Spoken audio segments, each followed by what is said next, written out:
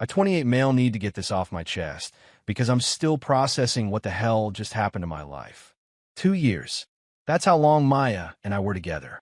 Living together for the last 8 months in a nice 2-bedroom apartment downtown. Split everything 50/50ths. Had a cat named Machi. The whole domestic thing. Then 3 months ago, she sits me down on our couch, the one we picked out together at IKEA, while arguing about whether we needed the extended warranty, and tells me she's not ready for something this serious. I just stared at her. We've been talking about maybe getting engaged next year.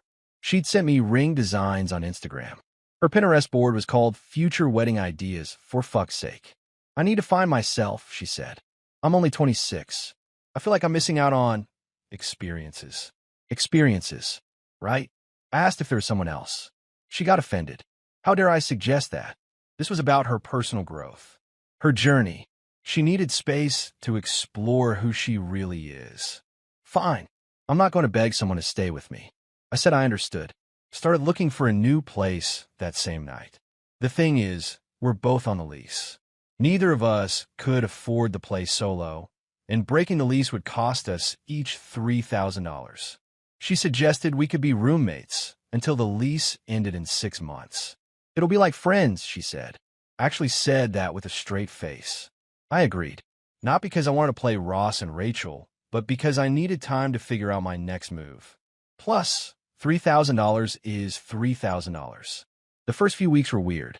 She'd come home late, dressed up, always vague about where she'd been. Out with friends. Networking event. Yoga class. She doesn't do yoga.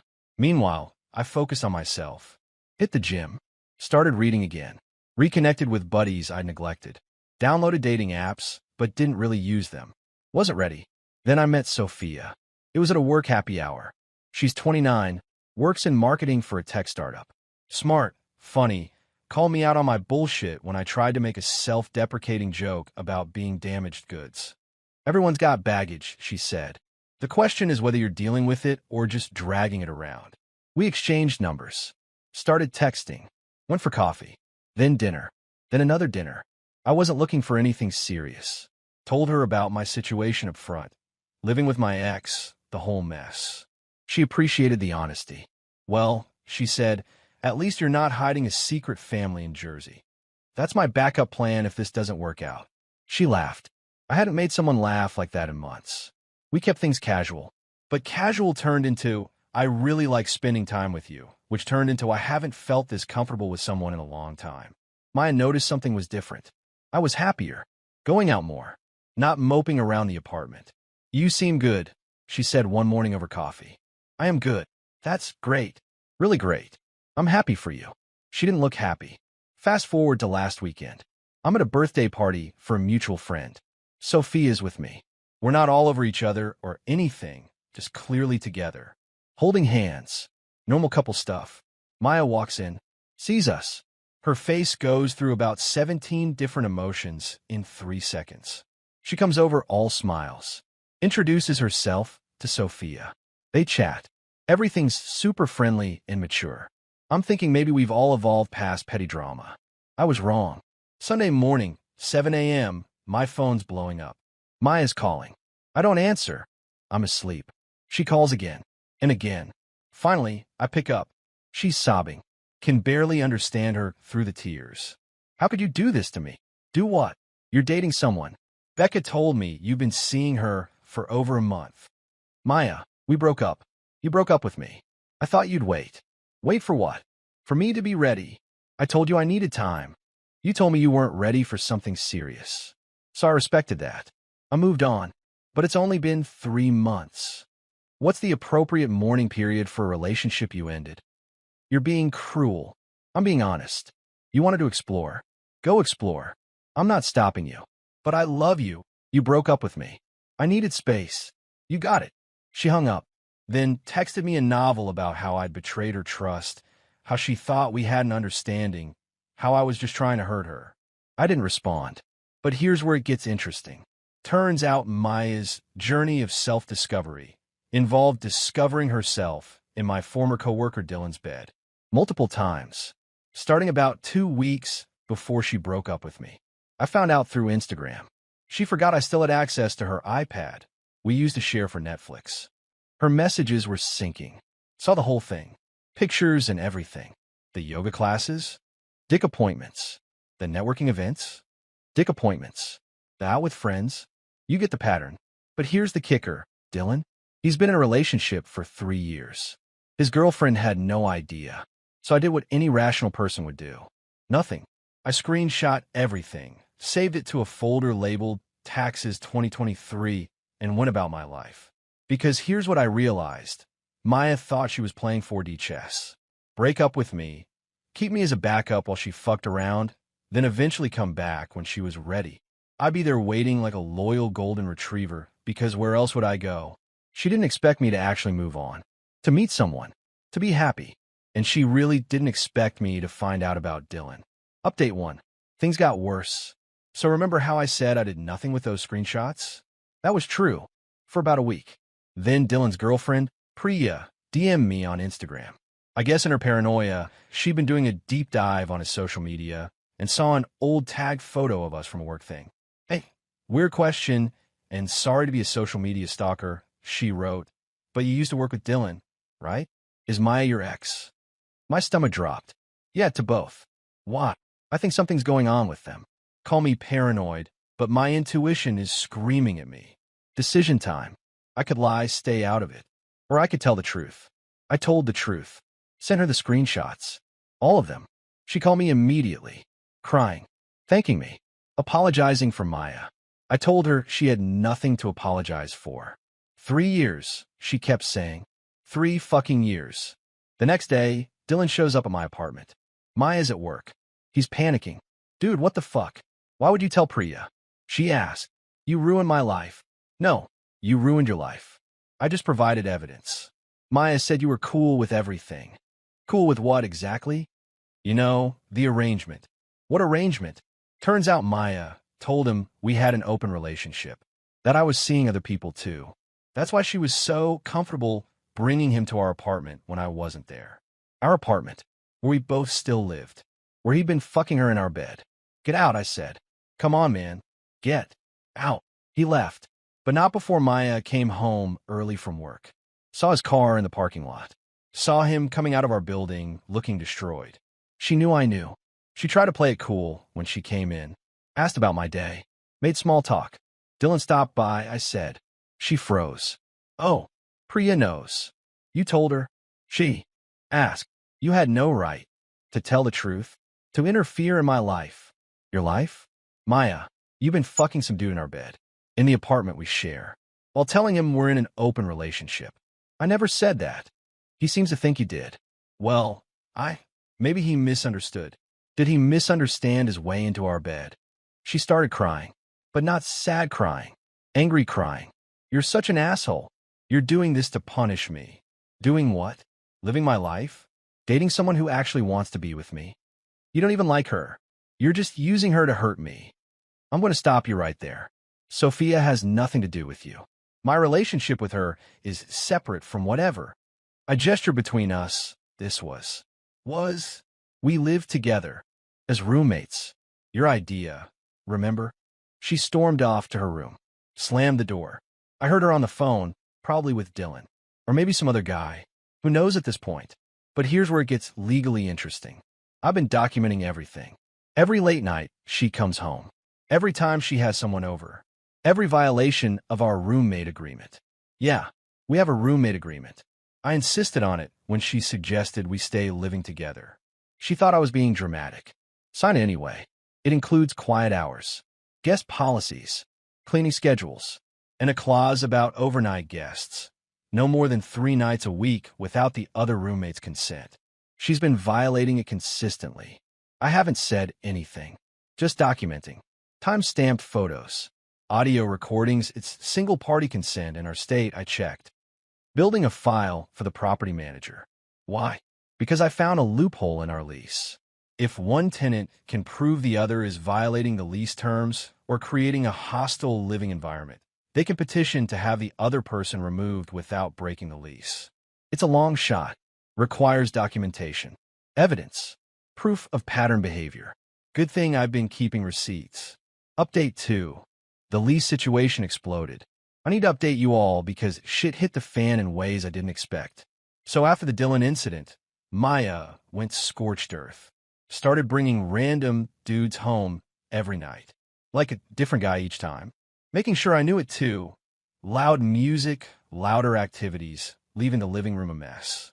I kept documenting. Kept my mouth shut. Kept seeing Sophia, who was surprisingly understanding about the whole circus. Your ex is really going through something, she said after Maya accidentally walked into the living room in lingerie while we were watching a movie. Yeah, something called consequences. 2 weeks ago, I filed the petition with our property management company. Hostile living environment, lease violations, the whole 9 yards.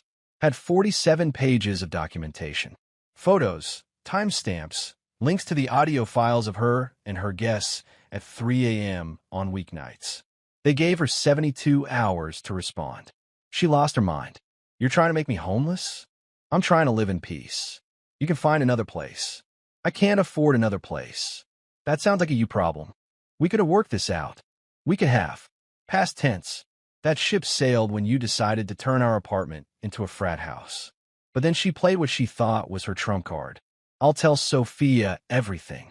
Tell her what? About us. About how you still have feelings for me. About how you cry about me. When have I cried about you? I hear you at night. Maya, that's me laughing at Brooklyn Nine-Nine reruns. She didn't believe me. Texted Sophia from my phone while I was in the shower. Sent her this long message about how I was just using her to make Maya jealous. How I confessed my undying love for Maya just last week. How we'd hooked up multiple times since the breakup. Sophia called me immediately. I explained everything. Showed her my actual text history. The documentation. Everything. You know what she said?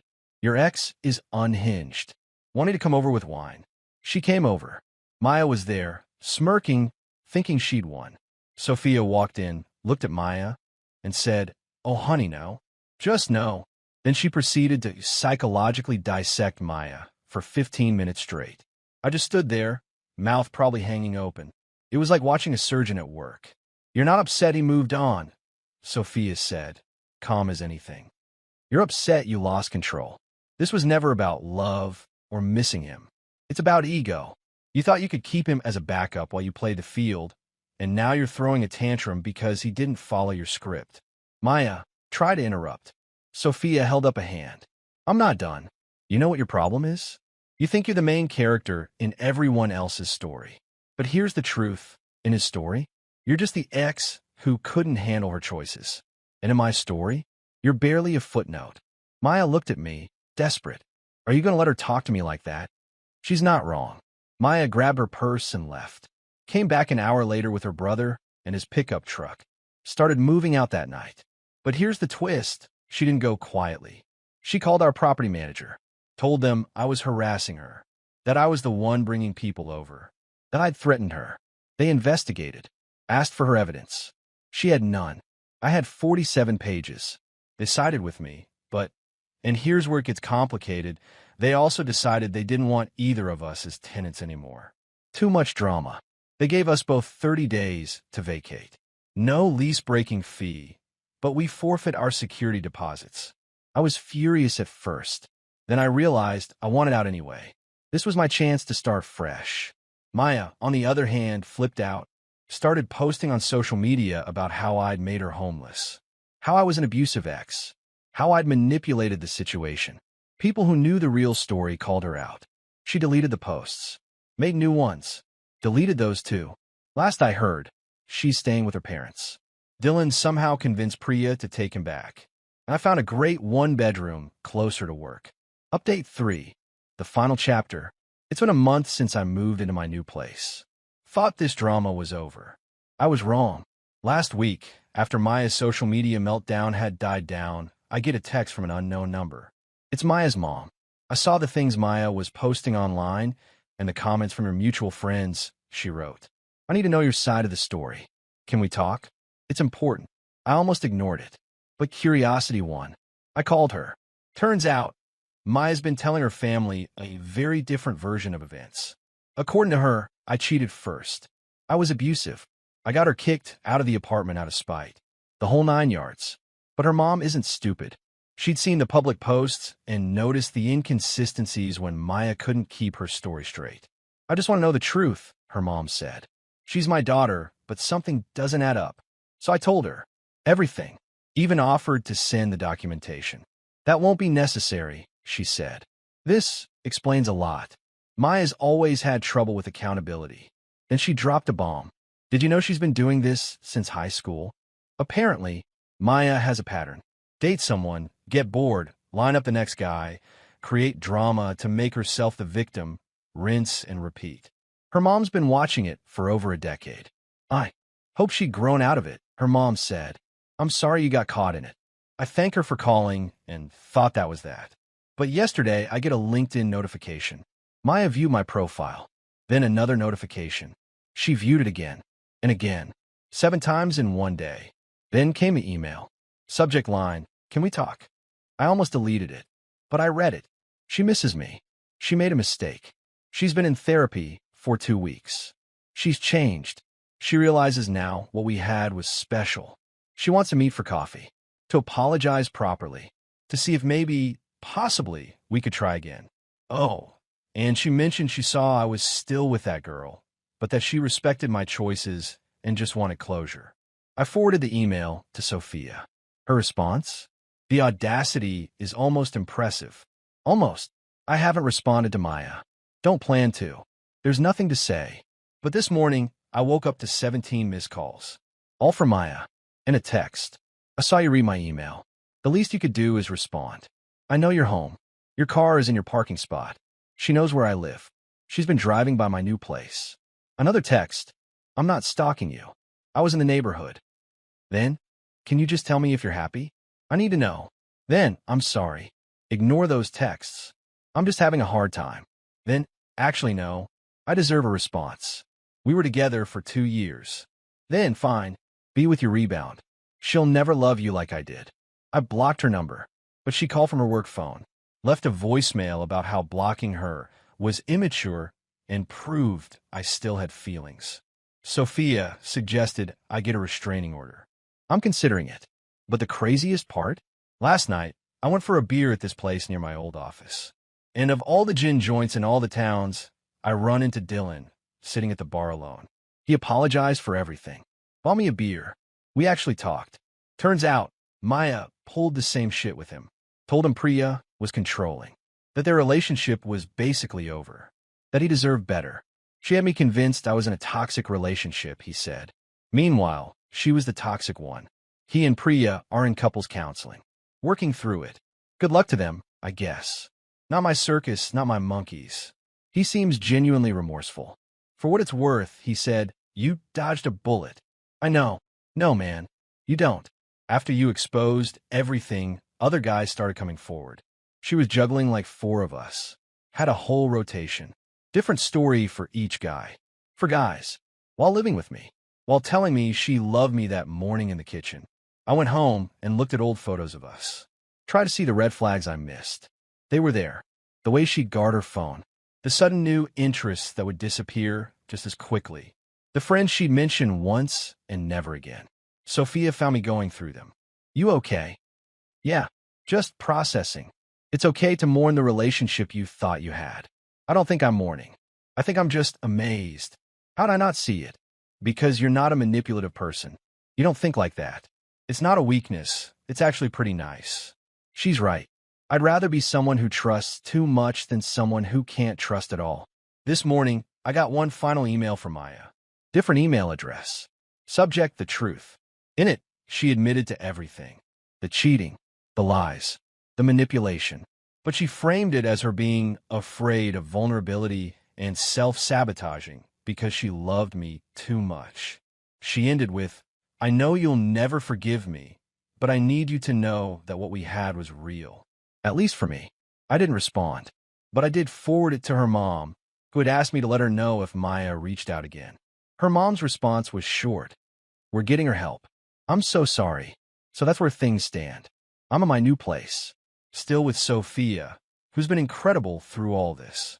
Maya's hopefully getting the help she needs. And I'm just living my life. It's quieter now. Calmer. I can watch Brooklyn Nine-Nine without someone accusing me of using it as emotional warfare. The trust issues will take time to work through. The paranoia every time Sophia's phone buzzes. The reflex to check her story against reality. But I'm working on it. We both are. Because here's what I learned. When someone tells you they're not ready for something serious, believe them, even if they don't believe it themselves. And when someone shows you who they really are, believe that too. The first time, not the 17th. Edit. Since some of you asked, yes, Machi the cat is with me. Maya tried to claim she bought all his stuff, but I had the receipts. Literally. He's currently sleeping on my keyboard as I type this.